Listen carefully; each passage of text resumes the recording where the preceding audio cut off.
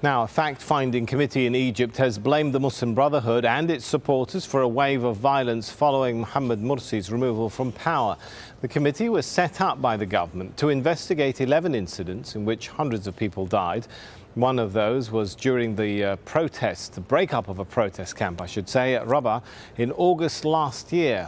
Now, the report says 607 civilians and 8 policemen were killed.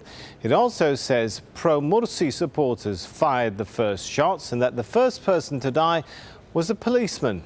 It also says the police bear some responsibility, claiming the death toll could have been much lower if the response had been more targeted. Fadi, al-Qadi is the Advocacy and Communications Director for the Middle East and North Africa at Human Rights Watch. He says the reports into the violence overstates the role of the protesters. There has been a previous report by the National Council for Human Rights in Egypt about the incidents, which pretty much came up with the same conclusion as this fact-finding commission has come up with. In both cases, I would have to say, and from the preliminary readings of the findings of today's report, I would need to emphasize that, again, this commission has looked and has basically overstated the so-called violence by protesters who were joining the Rabaa and Nahda sit-ins.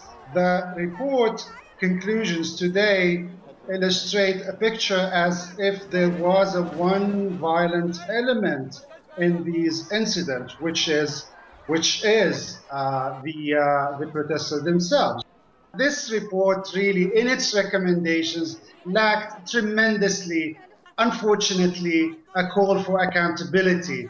It called on training and raising awareness police officers who were involved in shooting, but it never asked for, bringing those who are responsible, even for what do they say or what do they refer to as minimal casualties as a result of police fire. They haven't really called for any level of accountability, which to me is very unfortunate.